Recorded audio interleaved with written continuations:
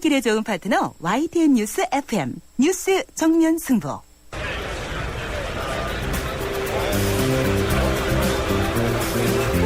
그들의 이야기가 아닌 우리, 진짜 우리들의 이야기를 들어봅니다. 시장에서 만난 오늘의 민심, 시장의 소리. 안녕하세요. 전 노원구 월계동에 살고 있는 박성훈이라고 하는데요. 저는 이번 여야 4자회담의 결과에 대해서 좀 불만이라고 생각합니다. 어떻게 보면 민감한 문제일 수 있지만 많은 국정원의 문제점들이 드러난 만큼 특검을 통해서 명명백백하게 드러나야 된다고 생각을 하는데, 김한기 대표가 그것은 합의를 이끌어가지 못한 채 특위만 구성했다는 것은, 특위만 결정됐다는 것은 그전에 했던 행동에 대해서는 처벌하지 않고 앞으로의 길을 모색한다는 건데, 처벌을 하지 않고 앞으로 길을 모색한다는 것은 또 그런 일이 생길 수 있다는 가능성이 있다고 생각을 합니다. 그런 면을 봤을 때 자신의 직을 걸고 대담하게 시작했던 이 결과가 그렇게 끝난 거에 대해서는 많은 불만이라고 생각합니다. 민주당 대표인 김한길 대표가 자신의 직을 걸고 국정원 사태에 대해서 처벌을 하지 않고 앞으로 방향만 정한다는 미안책이라고 생각합니다. 좀 더 많은 협의를 통해서 특검을 꼭 따냈어야 되지 않나, 그렇게 생각을 합니다. 네, 뉴스 정면 승부 3라운드, 오늘의 시장의 소리로 이렇게 문을 열었습니다. 어제 타결된 여야 4자회담 소식과 관련해서 노원구 월계동에 사시는 박성훈 씨의 의견을 들어봤습니다. 감사합니다. 그리고 오늘 뉴스 정면 승부가 여러분과 함께하는 yes or no 질문은 기부하신 적 있으십니까? 인데요. 8323님은 이런 의견 주셨네요. 기부, 예스입니다. 그런데 물질적인 기부는 아니고요. 재능 기부하고 있습니다. 그런데 왜 기부라고 하면은 금전적인 기부만 생각하는 걸까요?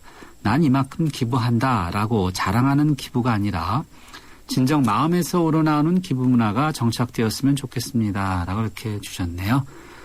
네, 구구절절 옳은 말씀이시네요.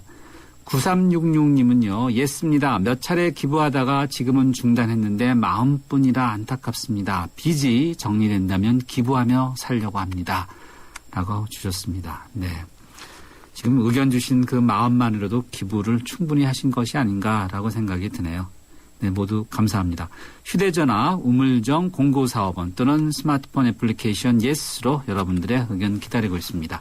정면승부 3라운드요. 잠시 뒤 스포츠 뉴스부터 살펴보겠습니다. 온 동네 맛있다고 소문났네. 최신 김치 냉장고, 모든 제품 다 보고 비교했지. 역시나 하이마트. 김치 냉장고는 하이마트. 최신 김치냉장고 잘 사려면 하이마트로 가요.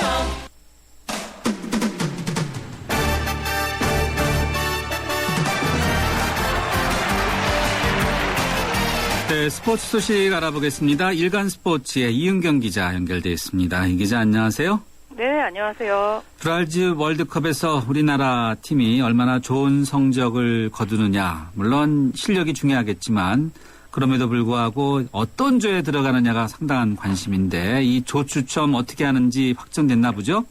네, 월드컵 조 추첨 이 방식이 오늘 확정됐습니다. 이 한국 시간으로 조 추첨은 토요일 새벽에 열리는데요. 네. 조 추첨 사흘 앞두고 피파가 오늘 새벽에 이 4개의 포트 배정을 확정해서 발표를 했습니다. 네. 포트라는 게 뭐 말 그대로 단지고요. 이 한 단지에 대륙별 나라들을 넣어두고 네. 그걸 이제 하나씩 다시 꺼내서 이제 조 배정을 하는 거죠.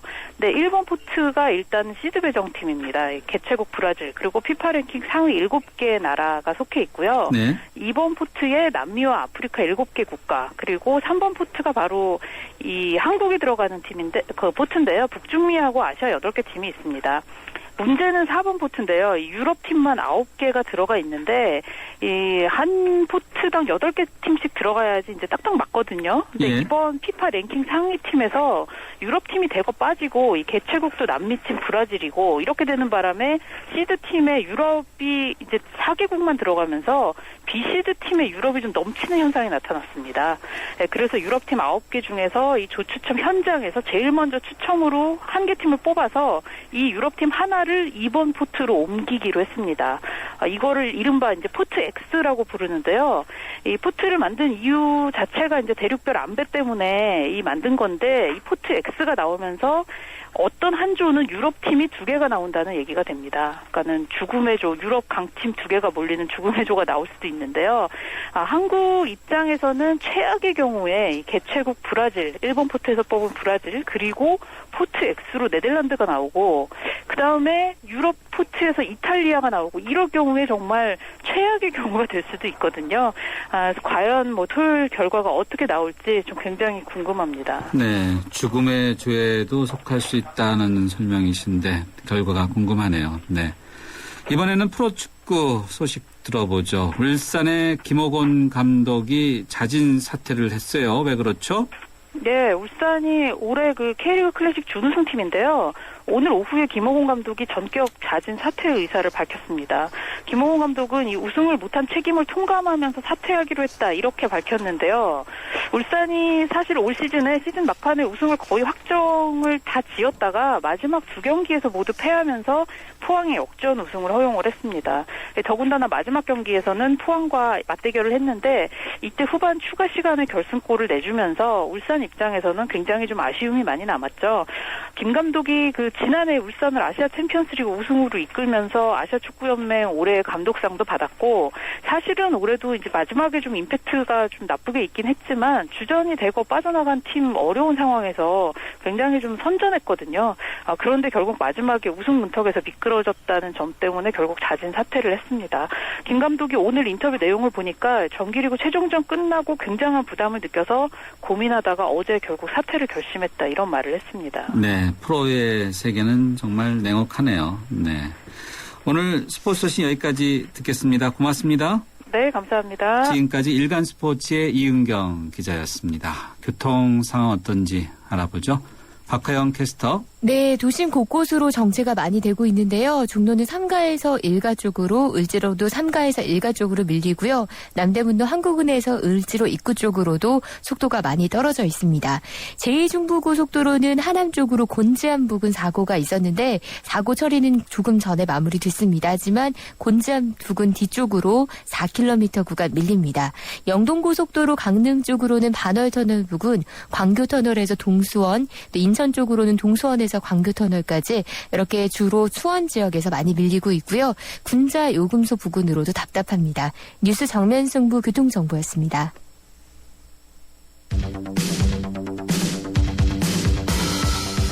퇴근길을 함께하는 냉철하고 따뜻한 뉴스 정면 승부.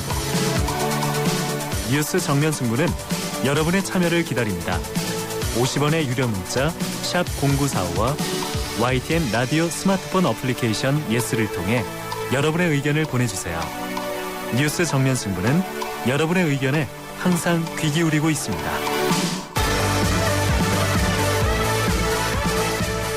네, 정면 승부 3라운드 세 번째 정면 인터뷰 함께 하시겠습니다. 이번에는 건강 문제 짚어보겠는데요. 대한민국 여성들의 공통 관심사 많겠지만 그중에 하나가 바로 다이어트가 아닐까 싶은데요. 요즘 다이어트 열풍에 힘입어서 체중 조절용 식품들이 시중에 많이 나와 있어서 굶지 않고도 먹으면서 손쉽게 다이어트를 할 수 있다. 이런 광고가 많은 식품들이 많습니다. 정말 그런지 또 실제로 먹어본 분들은 어떤지 또 관련된 이야기 들어보는 시간 갖도록 하겠는데요. 먼저 체중 조절용 조제 식품 등으로 꾸준히 다이어트를 하고 있는 청취자 김미연 씨 먼저 연결해서 어떤 방법으로 다이어트를 하고 있는지 이야기 들어보겠습니다. 김미연 씨 안녕하세요. 네, 안녕하세요. 네, 평소 다이어트 꾸준히 하고 계신가요? 아니면 요즘 하고 계신 건가요? 저는 태어나서부터 좀 비만이었어서 꾸준히 다이어트를 하고 있는 편이고요. 지금도 현재도 하고 있고요. 아, 그러세요? 태어날 네네. 때부터 비만이었다. 네. 네. 어떤 방법을 하시나요? 저는 주로 이제 운동을 하는 걸 조금 귀찮아하는 편이라서 이제 좀 식욕을 조절하는 방법으로 이제 체중 조절용 식품이나 이런 치료에 좀 많이 의존을 하고 있는 편입니다. 체중 조절용 또 식욕을 조절하는 거 주로 어떤 제품을 드시는지요? 청취자분들도 많이 알고 계시겠지만, 이제 체중 조절용 식품이라고 나오는 시리얼이나 아니면 간편하게 먹을 수 있는 바나, 그리고 레몬 디톡스가 많이 유행을 했었잖아요. 그래서 그렇게 간편하게 타먹을 수 있는 식사 대용 레몬 디톡스라든지, 웬만한 시중에 나와 있는 좀 유명하다고 하는 체중 조절용 조제식품을 거의 다 먹어봤습니다. 아, 그러세요. 웬만한 걸 다 드셔보셨다. 그럼 본인의 어떤 이게 잘 맞는 것 또는 맞지 않는 것 이런 것을 다 구분할 수 있겠네요. 네, 그렇죠. 워낙에 많은 제품을 다양하게 먹어보니까 이제 어떤 제품이 몸에 더 맞는다는 느낌이 들고 어떤 제품은 또 공복감을 해결하지 못한다는 그런 식품도 좀 구별해낼 수 있고 그렇거든요. 네, 대단하시네요. 네, 네. 곡물 시리얼, 저는 주로 알고 있는 게 다이어트 바, 아까 설명해 주신 대로 이런 네. 것들인데 정말 그 공복감을 없애주는 포만감이 드는 밥을 먹은 것과 같은 그런 것들이 있습니까? 먹었을 당시에 조금 얼마 지나지 않아서까지는 정말로 이제 광고하는 것처럼 포만감이 들고 공복감이 어느 정도 해결이 돼요. 그런데 이제 먹고 이제 일정 시간이 조금 지났을 때 한두 시간만 지나도 다시 공복감이 찾아와서 오히려 식사를 했을 때보다 더 큰 공복감이 와서 이제 폭식을 하는 경우가 조금 많더라고요, 저는. 그래서 네. 그런 조금 부작용들도 좀 있긴 한데 네. 제가 이제 먹었을 때 포만감이 느껴지니까 네. 그 포만감을 잊지 못하고 계속 이제 다이어트 체중 조절용 식품들을 먹게 되고 이제 먹고 있고요, 지금도요. 네. 네네. 그 특정 회사는 소개하지 마시고요. 특히 네네. 어떤 종류가 몸에 잘 맞으셨던 것 같아요? 저는 이제 지금도 하고 있지만 이제 한의원에서 나오는 이제 곡물 미숫가루 같이 타먹는 식품하고요. 이제 시리얼 바를 먹었을 때 이제 2개월 반 정도 만에 27kg를 감량한 적이 있었거든요. 그래서 그게 가장 좀 효과가 좋았던 케이스였던 것 같아요. 네, 알겠습니다. 본인 생각하실 때 이런 체중 조절용 조제식품이 골고루 영양소를 채워줄 수 있다고 보세요? 근데 이제 물론 그때 27kg이 빠졌었지만 그에 따른 좀 부작용도 있었어요. 뭐냐면 이제 머리가 굉장히 제가 숱이 많은 편이었는데 숱이 하루에 진짜 머리가 한 움큼씩 빠지는 건 기본이고 몇 번을 치워도 머리카락이 계속 빠지는 거예요. 그래서 그런 것도 있었고. 네.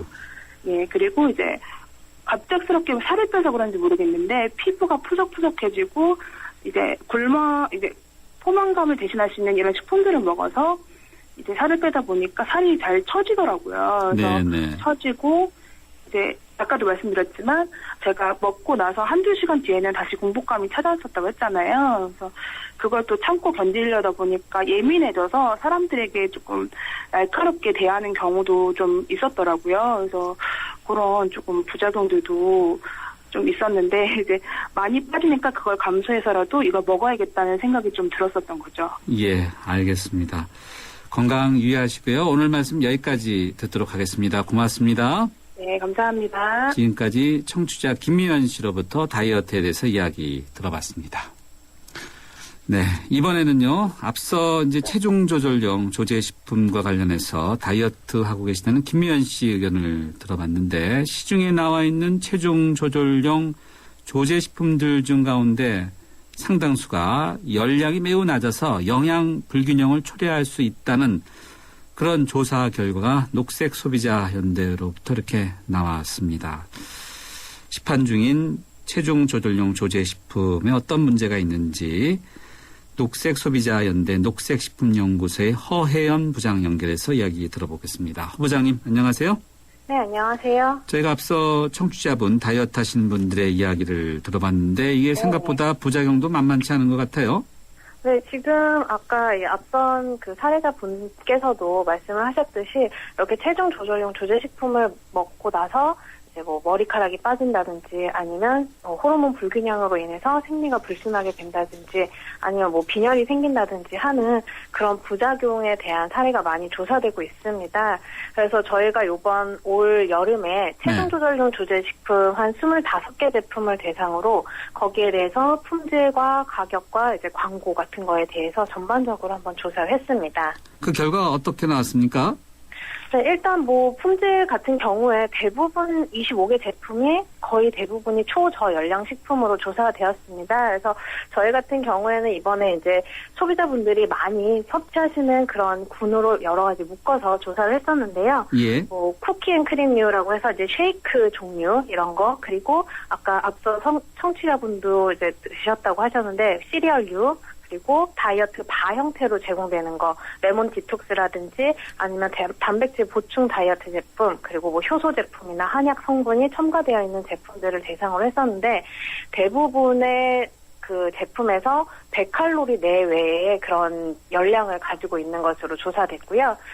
지금 현재 밥 한 공기가 한 300칼로리 정도로 되어 있는 거에 비하면 이 100칼로리라는 것은 되게 낮은 열량입니다. 그래서 이 낮은 열량을 지속적으로 섭취했을 경우에는 부작용이 발생할 수밖에 없고요. 이거는 결국 인체에 무리를 줄 수밖에 없어서 건강의 위해성이 나타날 수 있습니다. 네, 100칼로리. 칼로리 적은 것이 이제 문제가 많다는 거네요. 네. 그렇죠. 네. 네. 언뜻 생각하시는 분들은 칼로리 낮은 것이 상당히 좋다라고 생각하시는 분들도 있는데 지금 말씀하시는 거 들어보니까 영양 불균형을 초래하는 원인이 된다는 거네요. 네, 일단 기본적으로 사람이 이제 저희 뭐 한국인 영양 섭취 기준이라든가 이런 거에 의해서 여성, 성인 여자, 뭐 아니면 성인 남자의 기본적으로 필요한 열량이 정해져 있습니다. 근데 이것을 토대로 했을 때 여자분들은 한 2,000칼로리 정도, 그리고 남성분들은 한 2,500칼로리 정도로 이렇게 간단하게 생각을 하시면 될 것 같은데요. 예. 이 중에 이제 이 체중 조절용 조제식품 같은 경우에는 100칼로리 정도밖에 되지 않아서 하루에 뭐 필요한 영양소의 한 20분의 1 정도밖에 섭취를 하지 않는 것이 됩니다. 또한 이걸 만약에 이제 100칼로리라고는 하지만 거기에 뭐 우유나 두유나 주스 같은 것을 같이 섭취를 하시는 경우도 있는데 이렇게 되게 되면 한 200에서 300칼로리 내외 정도밖에 되지 않아서 초저열량식품으로 분류가 될 수 있습니다. 근데 아까도 말씀드렸듯이 이런 것은 이제 뭐 하루에 한 끼 정도 드신다면 다른 이제 뭐 아침이나 저녁에는 일반 식사를 하시고 한 끼만 드시는 경우에는 열량이나 영양의 불균형이 조금 덜 일어나지만 이걸 3끼로 다 드셨을 때는 하루에 1000칼로리가 안 되는 열량이기 때문에 기본적으로 이제 인체에 무리가 갈 수밖에 없는 구조가 되겠죠. 실제 광고에서 보면은 이런 문제가 있다 이런 건 없고 아무 문제 없다 이런 광고를 많이 하잖아요. 그렇죠. 근데 그 광고 같은 경우에도 저희가 보게 되면 자기네 제품에 무조건 다 좋다 아니면 체중 조절에 도움이 된다, 체중 감소에 도움이 된다 이런 거가 있고 또는 이제 뭐 어떤 사람이 추천을 했다 아니면 어떤 박사님이 보증을 한다 뭐 이런 문구가 되게 많았었는데요. 사실은 그런 거에 대해서 부적절한 비교 표현이라고 해서 그거 허위나 이런 걸 판명을 할 수가 없습니다. 진위 여부를 정확하게 판명을 할 수 없는 경우가 많았어서요. 저희가 이번에도 이제 광고 실태 조사를 했었는데 그러한 실태에 의해서 소비자들이 오인이나 현혹시킬 수 있는 문구가 상당 부수가 있어서 소비자분들이 이런 체중 조절용 조제식품을 선택하실 때에는 그런 것을 꼭 이제 좀 정확하게 판단을 하시고 정확하게 찾아보시고 이제 구매를 하시는 게 필요할 것 같습니다. 네, 알겠습니다. 자, 효소 열풍도 있고 효소 관련 광고들도 많은데 이건 그렇죠. 어떻습니까? 네, 요즘에 워낙 효소 제품이 다양하게 판매가 되고 있고 효소 제품이 건강에 좋다 이렇게 해서 많은 분들이 효소 제품을 찾고 계시는데요. 사실 저희가 이번에 이제 아밀라아제와 프로테아제라는 효소에 대해서 효소 제품을 좀 조사를 해봤습니다. 2가지 종류의 효소 제품에서 2가지의 이제 그 효소를 실험을 했었는데요. 이 아밀라아제와 프로테아제에서 한 가지 제품은 아밀라아제에서만 활성을 나타내고 프로테아제는 활성을 나타내지 않았고요. 예. 또 한 가지 제품에서는 네. 아밀라아제와 프로테아제가 모두 다 활성이 없었습니다. 예. 네. 이렇게 되면 이제 효소가 활성이 없다는 것은 인체에 들어가서도 전혀 기능을 할 수 없다는 걸 의미를 하거든요. 그래서 예. 소비자분들이 뭐 제품명이나 아니면 광고에 효소의 활성이나 뭐 이런 효소가 이런 거에 건강 기능이 좋습니다라고 있지만 그런 것을 믿지 마시고 이 효소가 정확하게 어떤 건지 제품에 들어가 있는지 없는지에 대해서 확실하게 아시고 구매를 하시는 게 필요합니다. 지금 그렇게 자세히 조사한 것들 그 결과 어디서 쉽게 볼 수 있을까요? 먼저 일단은 녹색소비자연대 홈페이지에 들어오셔도 보도자료를 통해서 전부 다 제공이 되고 있고요. 공정거래위원회의 스마트 컨슈머 내에 일반 비교 정보란에 이제 향후에 올라갈 예정입니다. 그래서 지금 당장 찾아보시고 싶으시다면 녹색소비자연대 홈페이지를 들어오시는 게 더 빠르실 거고요. 향후에는 공정거래위원회에도 올라갈 예정입니다. 예, 알겠습니다. 허 부장님 오늘 말씀 여기까지 듣겠습니다. 고맙습니다. 네, 감사합니다. 녹색소비자연대 허혜연 부장이었습니다. 요정 씨, 어떤 보험 드셨어요? 전 MG 새마을금고보험이죠. 짝짝짝 발짝 행복한 보험. 짝짝짝 바짝 가까운 보험. 짝짝짝 깜짝 놀라운 보험. 한국인의 행복 단짝. 메이크 굿 MG 새마을금고보험. 네, 뉴스 정면 승부 여러분과 함께하는 yes or no 질문은 기부하신 적 있습니까? 이고요. 휴대전화 우물정 0945번으로 여러분의 의견 기다리고 있고 잠시 뒤에는요. 김동완 소장과 함께하는 경제로 바라본 세상 함께 하겠습니다.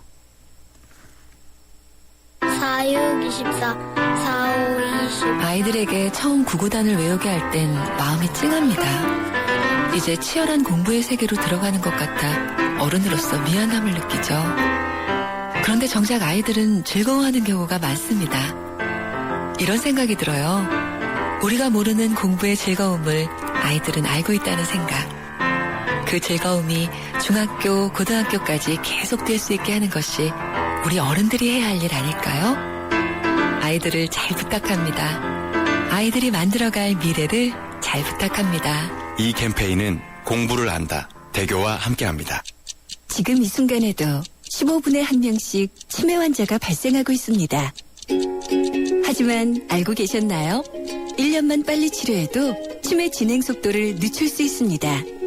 60세 이상 어르신이면 누구나 보건소에서 무료로 검진을 받을 수 있으며 환자와 가족 모두 치매 상담 콜센터에서 자세한 상담을 받을 수 있습니다. 치매 조기 검진, 가족의 미래를 바꿉니다. 18세부터 99세까지 99세까지 팔팔하게 1899-9988 치매상담 콜센터로 전화주세요. 이 캠페인은 힘이 되는 평생친구 보건복지부가 함께합니다. 살아있는 뉴스 깨어있는 방송 한국의 뉴스 채널 YTN 뉴스 FM. 네, 뉴스 정면 승부 4라운드 문을 열었는데요. 이번 라운드 역시 여러분과의 대화창 휴대전화 우물정 0945번으로 활짝 열어놓고 있고요. 오늘 여러분과 함께하는 yes or no 질문은 기부해보신 적 있으십니까? 인데요. 9784님은 이렇습니다.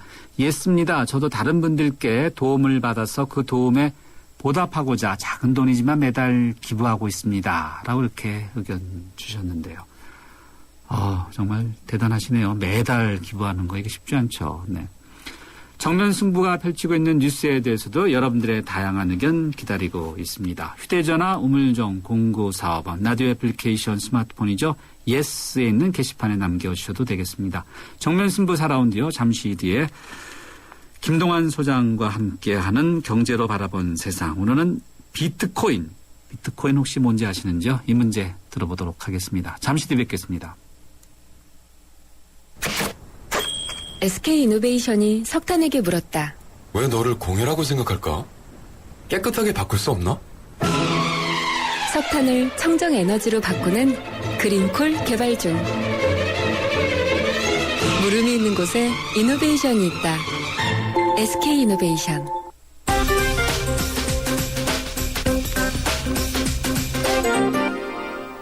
네, 경제뉴스 살펴보겠습니다. 머니투데이의 김태은 기자 연결되어 있습니다. 김 기자 안녕하세요. 네, 안녕하세요.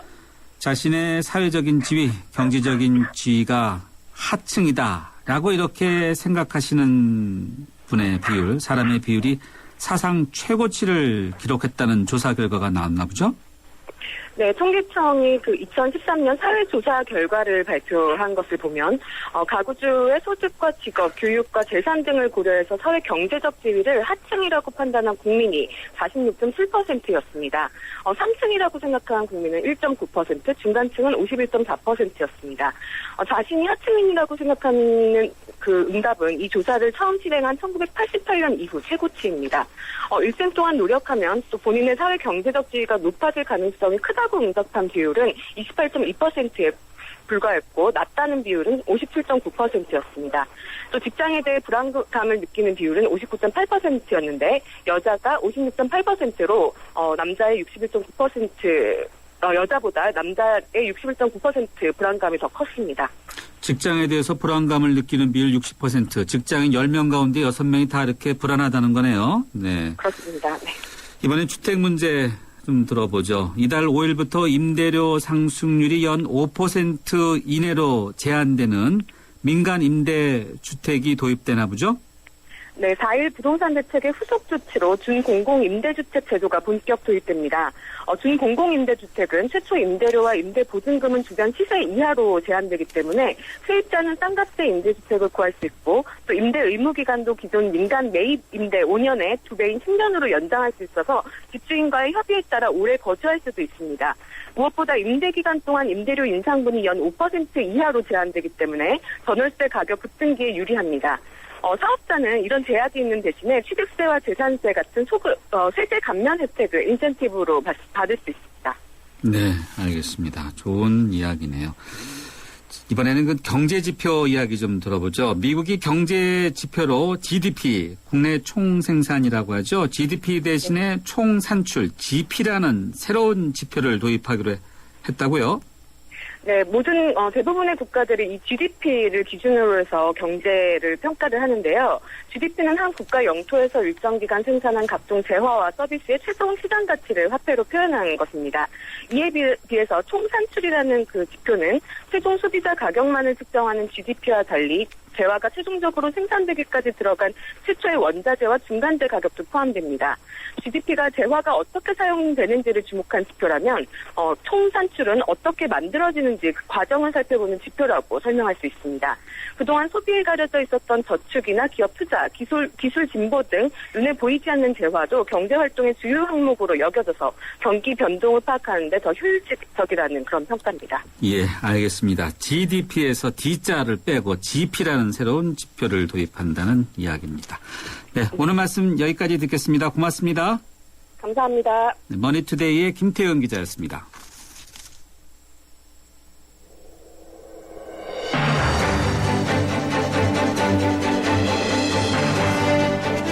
뉴스와 유쾌한 한판. 뉴스 정면 승부. 진짜 경제 이야기. 경제로 보는 세상. 네, 경제로 바라본 세상 시간입니다. 어쩌다가 해외여행 가게 되면요. 우리 돈 10만 원 넘게 주고 $100짜리 달랑 한 장 이렇게 바꾸면은 이거 참 돈의 값어치가 참 누가 만들었기에 같은 지폐, 화폐인데 종이 한 장으로 이렇게 바꿔주는지 또 몇십 배씩 차이가 나는지 이런 생각 해보신 적 없으신지요? 청취자분요. 네. 오늘 경제로 바라본 세상 대한금융경제연구소에서 김동환 소장님과 함께 요즘 새로운 화폐가 나왔다는데 그 화폐인 비트코인, 이름 좀 어렵습니다. 비트코인에 대해서 알아보도록 하겠습니다. 소장님 안녕하세요. 예, 안녕하세요. 비트코인, 코인이라는 건 흔히 잘 아는데 동전이죠. 동전이죠. 예. 거기다 앞에 비트가 붙어 있는데 이 비트코인이라는 게 뭔가요? 이게요, 일종의 가상화폐다 이렇게 말씀드릴 수가 있는데요. 네. 왜 페이스북 나오기 전에 싸이월드 같은 거 많이 했잖아요. 그렇죠. 싸이월드 하면 네. 도토리라고. 도토리 기억나요? 예, 기억나시죠? 네. 뭐 또 게임 하면은 게임머니 같은 거. 그렇죠. 시도 때도 시 어떨 때 띵 하고 오면은 별로 친하지 않은데 뭐가 날라와요. 그렇죠. 네. 뭐 그런 건데요. 근데 이 게임머니나 도토리 같은 거는요. 그 회사가 정한 사이버 공간이나 게임을 할 때만 쓰는 거니까 우리가 이걸 화폐다 이렇게 얘기할 수가 없는데 네. 이 비트코인은요. 가상화폐긴 한데 실생활에서도 쓸 수가 있게 되면서 기존의 뭐 달러라든지 이런 화폐의 대체제 그러니까 일종의 대안화폐로서 최근 들어서 자리매김을 하고 있어서 좀 주목이 되는 화폐입니다. 도대체 이런 걸 누가 생각해서 또 만드는지 이런 게 사실 궁금해요. 네. 이 원래 아이디어는요. 아마도 이게 일본 사람으로 추정이 되는데 왜 아이디어를 일본 말을 썼기 때문에요. 근데 아직도 누가 만들어냈는지는 안 알려져 있어요. 아, 그래요? 예. 근데 이 한 사람이든 뭐 한 단체든 회사든 여기서 이제 컴퓨터를 이용해서 암호를 푸는데 참여한 대가로 이 비트코인을 받을 수 있도록 미리 설계를 해놨는데 그 후에 참여자가 늘면서 마치 예전에 금광에서 금을 채굴하듯이 이제 참여자들이 각자가 만들고 있는 겁니다. 이 게임머니나 이 도토리 같은 거는요, 운영하는 회사에서 마음대로 이제 발행을 늘릴 수도 있고 또 심한 경우에는 없애버릴 수도 있는데 이 비트코인은요, 아예 처음부터 2100만 비트코인만 딱 발행하도록 돼 있는 걸 빼면요, 누가 통제하거나 운영하는 주체가 없습니다. 순전히 이 마이너라고 하는데 이제 채굴자라고 얘기를 하죠. 이 참여자의 노력만으로 발행량이 늘게 돼 있는 그런 구조다 보니까 정확하게 지금 통제하는 데가 없다 이렇게 되어 있습니다. 그러면요 참여자의 노력만으로도 발행할 수 있다. 예. 그러면은 소장님이나 저 이게 컴퓨터에 아주 뭐 제가 이렇게 능숙하지는 않지만 네. 이게 비트코인을 만들 수 있다는 설명이신가요? 이론적으로 그렇습니다. 실제로 초기에는요. 개인들이 집에서 컴퓨터를 이용해서 비트코인을 채굴하기도 했는데 이게 암호를 푸는 게 우리가 가정에서 쓰는 개인용 PC나 노트북으로는 하기가 힘들 정도로 어렵게 돼 있거든요. 그러니까 이론적으로 할 수는 있는데 시간이 많이 걸리니까 그동안에 컴퓨터 켜놓고 있으면은 전기요금이 더 나오는 거죠. 비트코인 가치보다. 네. 그래서 현재는 보면 전문적인 채굴 회사를 만들어서 하거나 아니면 개인들끼리 협업을 해서 전문적인 사람들만 이 채굴을 하고 있는 그 상황인데요. 문제는 이 암호라는 게 풀면 풀수록 어렵게 돼 있고요. 또 경쟁 체제로 돼 있어서 그만큼 더 용량이 큰 컴퓨터가 계속 더 필요하다 이런 거거든요. 그러니까 가면 갈수록 이 비트코인을 갖기가 어렵게 돼 있는 거고요. 2008년도에 처음 채굴이 되기 시작해서 지금까지 약 1200만 비트코인이 채굴돼서 지금 유통이 되고 있다. 이런 통계가 나와 있습니다. 채굴이라고 하니까 이 미국에서 한참 그 금 채광 채굴 붐이 있을 때 이제 골드러시라고 하지 않습니까? 네. 그런 것과 비슷하다는 건가 봐요. 지금 그래서요. 비트코인 러시다 이런 얘기들도 많이 해요. 그래요? 예, 그러면은 좀 가격도 좀 올랐겠네요. 많이 올랐습니다. 그래요? 이게 작년 초에요. 1비트코인이 우리 돈으로 한 돈 10,000원 정도에 거래가 됐는데요. 최근에요. 이 폭등을 해서 1비트코인이 120만 원 선에서 거래가 되고 있습니다. 그러니까 불과 2년도 안 되는 사이에 100배 이상, 120배 정도가 오른 거죠. 한 달 전쯤인데요. 노르웨이의 어떤 한 20대 청년이 아주 초기였을 것 같아요. 2만 원 정도의 비트코인을 갖고 있었는데 그게 4년 만에 무려 9억 원이 됐다. 이런 외신도 있었습니다. 야, 2만 원 정도의 비트코인을 갖고 있었는데 4년 만에 9억 원이 됐다. 예. 완전히 로또 복권이네요. 그랬죠. 네. 이게 실제 가능하려면 어떻게 그렇게 될 수가 있는지. 네. 이게 이제 뭐 기본적으로 모든 재화나 화폐라는 게 수요 공급에 따라서 그 가격이 정해지잖아요. 그렇죠. 이 비트코인은 뭐 앞서 말씀드린 것처럼 원래 디자인이 2100만 비트코인으로 딱 한정이 돼 있거든요. 또 갈수록 이제 발행하는 데 걸리는 시간도 오래 걸리게 이렇게 설계가 돼 있다 보니까 공급은 극히 제한적인데 반해서요. 이 비트코인의 수요가 크게 늘었습니다. 최근에 뭐 뉴스에서 보셨을 텐데 우리나라 유명 빵집 체인 가맹점 한 군데서 이 비트코인 받겠다 이렇게 해서 화제가 되기도 했는데 일부러 그랬나 싶었어요. 뭐 홍보 효과도 좀 있지 않았나 싶어요. 예. 해외에서는 훨씬 사용할 수 있는 곳이 많습니다. 예를 들면 미국 뭐 최대 온라인 쇼핑몰이죠. 아마존닷컴 같은 데서는 기프트카드를 이 비트코인으로 살 수가 있고요. 일부 지역에서는 콘도하고 자동차도 살 수 있는 경우도 있다고 해요. 또 일부 정치인들은 정치 후원금도 이 비트코인으로 받겠다 이런 발표도 있었다고 합니다. 자, 미국에서도 이렇게 쓰고 있고 실제 그러니까 이 비트코인이 단순히 그냥 이런 것이 있다라는 것이 아니라 실제 쓰고 있는 거네요. 그렇죠. 그럼 사용처도 좀 늘겠어요? 그렇죠. 이 비트코인이요. 사용처도 계속 늘고 있고요. 또 그렇다 하더라도 이 비트코인이 이렇게까지 단기간에 폭등을 했다 이런 건 좀 이해가 좀 어려운 면도 있거든요. 말이에요. 예. 그래서 이걸 조금 살펴보니까 두 가지 시사점이 좀 있는 사례가 있어서 말씀드리고 어떤 싶은데요. 거죠? 네. 올 4월에요. 유럽 지역에서 키프러스라는 조그만 나라가 금융위기를 맞은 적이 있거든요. 있었어요. 예. 그래서 이제 재정 확보를 하기 위해서 네. 이 개인들이 멀쩡하게 은행에다 예금 맡겨놓은 거에다 세금을 물리겠다 이렇게 갑자기 발표를 한 겁니다. 네. 그러니까 너도 나도 이제 은행 예금 인출하려고 장사진을 치르기도 하고 그랬는데 네. 정부에서 이런 거 막으려고 하루에 인출할 수 있는 돈의 양을 제한하기도 했거든요. 이제 이런 걸 보니까 이 정부가 발행한 화폐 이건 못 믿겠다 이런 생각을 하게 된 겁니다. 네. 그래서 이때 정부가 통제할 수 없는 바로 이 비트코인에 대한 수요가 폭증을 해서 가격이 1차적으로 크게 올랐습니다. 그리고 두 번째 경우를 보니까요. 11월 얼마 안 됐는데 우리로 치면 한국은행 격인 미국의 연방준비제도라고 있잖아요. 여기에 수장이 이제 벤 버난키 의장인데 이분이 이 비트코인 같은 가상화폐가 전자화폐의 한 형태고 장기적으로 성공할 수 있다 이런 언급을 했거든요. 미국의 경제 대통령이라고 합니다. 이 벤 버난키를. 그렇죠. 그리고 예. 전 세계 금융정책을 좌지우지하는 사람인데 이분이 이렇게 말을 하다 보니까 이 비트코인이라는 게 앞으로 더 광범위하게 쓰일 수도 있겠다 이런 생각을 하게 된 거예요. 그래서 네. 투기적인 수요가 갑자기 몰리다 보니까 가격이 폭등하게 된 거거든요. 예. 그래서 지금 현재는 어떻게 보면 이 화폐로서 사용 가치보다는 투자의 대상이 된 어떻게 보면 투기의 대상이 돼 있다 이런 상황이 될 수도 있다 이런 생각이 듭니다. 제가 지금까지 이렇게 소장님 말씀 듣다 보니까 연방준비제도 이사장인 그 버난키의 이 말이 오히려 이 비트코인을 더 유통하거나 또 채굴하는데 상당한 영향을 주지 않았나 이런 생각이 드네요. 그렇죠. 네. 예. 청취자분 질문일까요? 같이 한번 해볼까요? 6239님인데 네. 요즘 주변에 IT 계열에 있는 친구가 이 비트코인을 투자 목적으로 돈 주고 사기도 하더군요. 금값도 미래를 알 수 없고 부동산, 주식도 어려운데 이 비트코인을 일종의 투자 목적으로 구매해 보려는 것. 과연 현실성 있는 이야기일까요? 라고 이렇게 물음표와 함께 주셨는데 네, 소장님 어떻게 보세요? 이 지금 그 버난키 이사장이 이거 앞으로 장기적으로 성공할 수도 있다 이런 언급을 했는데 이분도 이제 비슷한 거예요. 이렇게 버난키 이사장 이 정도면 이거 우리도 좀 해도 되는가? 지금 상태에서 좀 확실하진 않죠.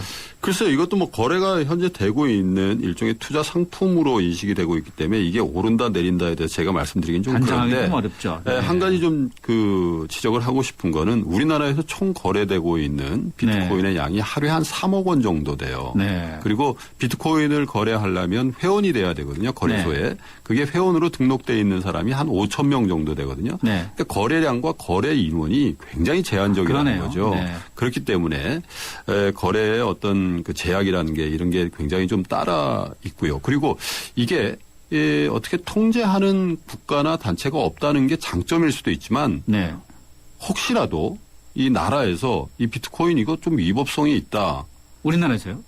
어떤 나라든지요. 그렇죠. 그렇게 해버리면 사용할 수 있는 사용처가 극히 제한적일 수도 그렇겠네요. 있거든요. 네. 그렇게 되면 화폐로서의 가치가 떨어질 수도 있으니까 네. 지금은 거의 모든 전문가들이 이 비트코인 투자에 대해서는 조금 보수적으로 임하는 게 좋겠다. 이런 얘기들을 그렇겠네요. 하고 있습니다. 네. 국제적인 규범도 좀 마련돼야 되지 않을까 그런 그렇죠. 생각도 드는데 결국 기존 화폐에 대한 반작용으로 비트코인 같은 이런 가상 화폐가 이제 유통되기 시작했고 또 활성화로 가고 있다 이렇게 봐도 될까요?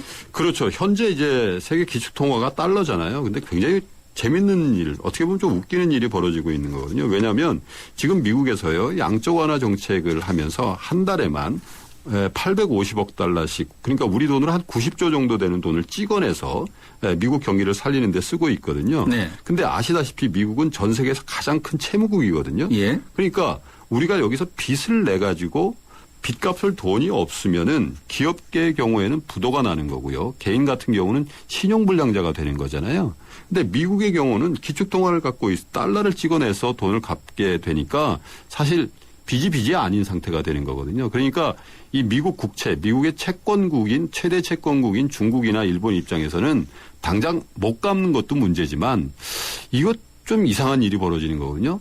돈이 많이 풀린다는 건 향후에 미국의 달러 가치가 그만큼 떨어질 수 있다는 얘기니까 그렇겠죠. 속상한다 이런 네. 얘기들도 할 수 있거든요. 네. 그래서 이 기축통화라는 게 이렇게 위력적이니까 중국 같은 나라, G2라고 하잖아요. 이런 네. 나라에서도 자기네 나라 화폐인 이 위안화를 어떻게 해서든지 이 공용화폐 더 나가서 기축통화로 만들려는 노력을 하고 있는데 이 비트코인이 조금 단서가 될 수도 있다. 이런 얘기들 나옵니다. 그렇겠네요. 네. 김동환 소장님과 함께 대한금융경제연구소의 김동환 소장님과 함께 가상화폐인 비트코인에 대한 이야기 지금 들어보고 있는데요. 자, 중국의 위안화가 이제 미국 달러를 대체해주면서 좀 위상을 올릴 때 이 비트코인이 뭔가 좀 역할을 할 수 있지 않겠냐라는 언급이신 거죠? 예, 그래서요. 이게 뭐 약간 음모론적인 그 얘기일 수도 있는데 이 중국 정부에서 일부러 이 비트코인을 장려하는 거 아니냐 이런 얘기들도 좀 나와요. 아, 그래요? 예를 들면 중국이라는 게 아무래도 이 정부에서 통제하는 경제이기도 하잖아요. 그런데 최대 포털 업체인 바이두가요. 이 비트코인을 받겠다 이렇게 발표한 지가 얼마 안 됐거든요. 네. 그리고 통계를 보니까 전 세계 비트코인의 60% 이상을 중국이 가지고 있다 그래요.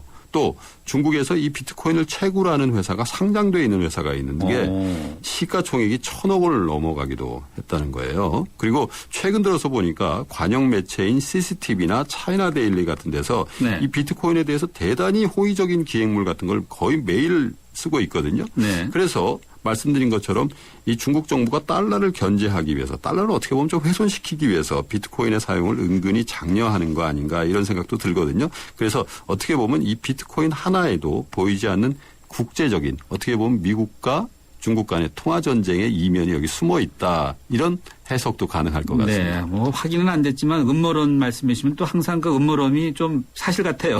네. 예. 누가 만들었는지 모른다고 하니까 또 중국 측에서 만든 게 아닌가. 뭐 그런 얘기도 좀 있어요. 네. 실제로. 좀 위험하지 않나 싶네요.